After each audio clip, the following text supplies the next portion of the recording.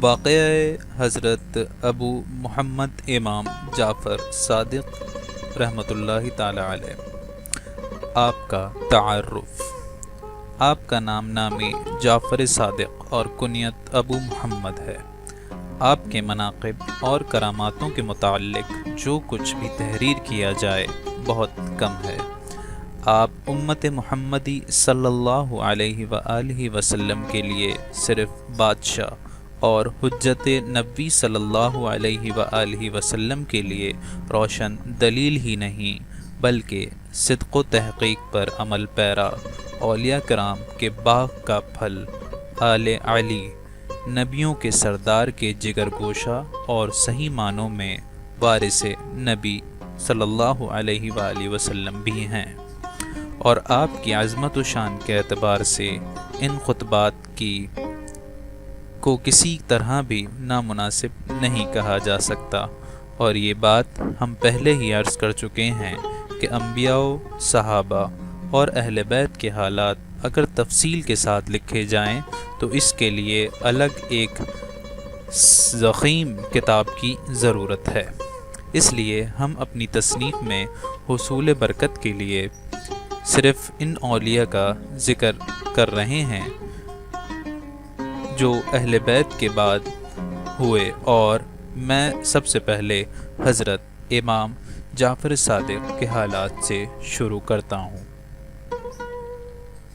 آپ کا درجہ صحابہ کرام کے بعد ہی آتا ہے، لیکن اہل بیت میں شامل ہونے کی وجہ سے نہ صرف باب طریقت ہی میں آپ سے ارشادات منقول ہیں بلکہ بہت سی روایتیں بھی مروی ہیں، اور انہیں کثیر ارشادات میں بعض چیزیں بطور سعادت ہم یہاں بیان کر رہے ہیں۔ جو لوگ آپ کے طریقے پر عمل پیرا ہیں وہ 12 اماموں کے مسلک پر گامزن ہیں، کیونکہ آپ کا مسلک 12 اماموں کے طریقت کا قائم مقام ہے، اور اگر تنہا آپ ہی کے حالات و مناقب بیان کر دیے جائیں تو 12 اماموں کے مناقب کا ذکر تصور کیا جائے گا۔ آپ نہ صرف مجموعہ کمالات تو پیشوائے طریقت کے مشائخ ہیں، بلکہ ارباب ذوق اور عاشقان طریقت اور زاہدان عالی مقام کے مقتدا بھی ہیں۔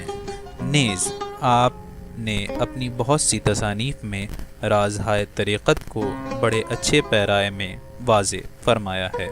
اور حضرت امام باقر کے بھی کثیر مناقب روایت کیے ہیں۔ آپ کی عظمت کا اظہار۔ خلیفہ منصور نے ایک شب اپنے بیٹوں کو حکم دیا کہ امام جعفر صادق رحمۃ اللہ تعالی علیہ کو میرے روبرو پیش کرو تاکہ میں ان کو قتل کر دوں۔ وزیر نے عرض کیا کہ دنیا کو خیر بات کہہ کر جو شخص عزلت نشینی ہو گیا اور اس کو قتل کرنا قرین مصلحت نہیں، لیکن خلیفہ نے غضبناک ہو کر کہا، میرے حکم کی تعمیل پر تم پر ضروری ہے۔ چنانچہ مجبوراً جب وزیر امام جعفر صادق رحمۃ اللہ تعالی علیہ کو لینے چلا گیا تو منصور نے غلاموں کو ہدایت کر دی کہ جس وقت میں اپنے سر سے تاج اتاروں تو تم فی الفور امام جعفر صادق رحمۃ اللہ تعالی علیہ کو نعوذ باللہ قتل کر دینا۔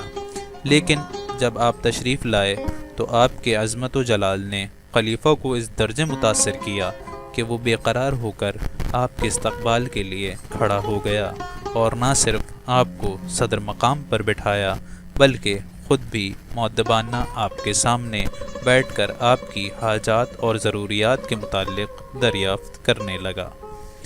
آپ نے فرمایا کہ میری سب سے اہم حاجت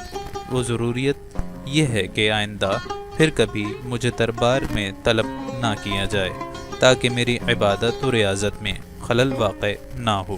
چنانچہ منصور نے وعدہ کر کے عزت و احترام کے ساتھ آپ کو رخصت کیا، لیکن آپ کے دبدبے کا اس پر ایسا اثر ہوا کہ لرزہ برندام ہو کر مکمل 3 شب و روز بے ہوش رہا۔ لیکن بعض روایت میں ہے کہ 3 نمازوں کی قضا ہونے تک غشی طاری رہی۔ بہرحال خلیفہ کی یہ حالت دیکھ کر وزیر اور غلام حیران ہو گئے، اور جب خلیفہ سے اس کا حال دریافت کیا تو اس نے بتایا کہ جس وقت امام جعفر صادق رحمۃ اللہ تعالی علیہ میرے پاس تشریف لائے تو ان کے ساتھ اتنا بڑا اژدہا تھا جو اپنے جبڑوں کے درمیان پورے چبوترے کو گھیرے ہوئے تھا، اور وہ اپنی زبان سے مجھ سے کہہ رہا تھا کہ اگر تو نے ذرا سی گستاخی کی تو تجھ کو چبوترے سمیت نگل جاؤں گا۔ چنانچہ اس کی دہشت مجھ پر طاری ہو گئی اور میں نے آپ سے معافی طلب کر لی۔ آپ رحمۃ اللہ علیہ تعالیٰ کی زندگی سے ایک سبق آموز واقعہ۔ کسی شخص کی دینار کی تھیلی گم ہو گئی تو اس نے آپ پر الزام لگاتے ہوئے کہا کہ میری تھیلی آپ ہی نے چرائی ہے۔ حضرت جعفر صادق رحمۃ اللہ تعالیٰ علیہ نے اس سے سوال کیا کہ اس میں کتنی رقم تھی؟ اس نے کہا 2000 دینار۔ چنانچہ گھر لے جا کر آپ نے اس کو 2000 دینار دے دیے،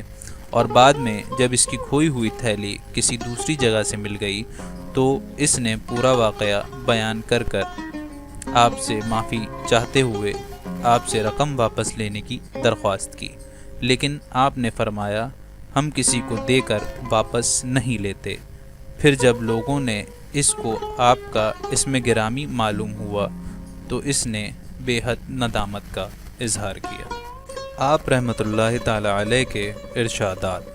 فرمایا جو شخص یہ کہتا ہے کہ اللہ تعالیٰ کسی خاص شے پر موجود ہے یا کسی شے سے قائم ہے وہ کافر ہے۔ فرمایا کہ جس معصیت سے قبل انسان میں خوف پیدا ہو وہ اگر توبہ کر لے تو اس کو اللہ تعالیٰ کا قرب حاصل ہوتا ہے، اور جس عبادت کی ابتدا میں مامون رہنا اور آخر میں خود بینی پیدا ہونا شروع ہو تو اس کا نتیجہ بعد الہی کی شکل میں نمودار ہوتا ہے، اور جو شخص عبادت پر فخر کرے گا وہ گناہ گار ہے، اور جو معصیت پر اظہار ندامت کرے وہ فرما بردار ہے۔ کسی نے آپ سے سوال کیا کہ صبر کرنے والا درویش اور شکر کرنے والے مالدار میں سے آپ کے نزدیک کون افضل ہے؟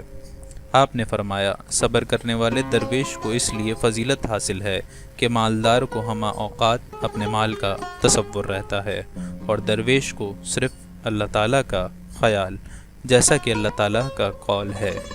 کہ توبہ کرنے والے ہی عبادت گزار ہیں۔ آپ فرماتے ہیں کہ ذکر الہی کی تعریف یہ ہے کہ جس میں مشغول ہونے کے بعد دنیا کی ہر شے کو بھول جائے، کیونکہ اللہ تعالیٰ کی ذات ہر شے کا نعم البدل ہے۔